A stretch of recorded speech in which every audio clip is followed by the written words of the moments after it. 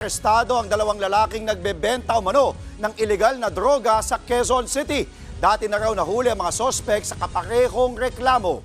Nasa frontline ng balitang yan, si Nina Ongpauco. Hindi na nakapalag ang dalawang lalaking ito sa isinagawang buy-bust operation sa Barangay E. Rodriguez sa Quezon City. Pasado alas 12 kaninang madaling araw, nang hulihin sina alias Makmak, 35 anyos at alias Raymond, 36 anyos. Nasabat mula sa mga sospek ang nasa 8 sachet na hinihilalang shabu. Nagkakahalaga raw yan ng mahigit 20,000 piso. Ayon sa mga opisyal ng barangay, matagal na nilang minomonitor ang illegal na aktibidad ng dalawang sospek at kasamahan nito. Nahuli na raw ang mga sospek sa kaparehong reklamo. Gumamit sila ng plea bargaining sa korte para pansamantala makalaya.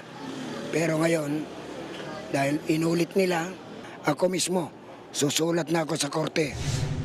Nagbebenta rin umano ng illegal na droga ang mga sospek at dumarayo pa ang kanilang parokyano. Actually, yung nakikita ko sa CCTV ko, iba-ibang tao yung pumupunta rito.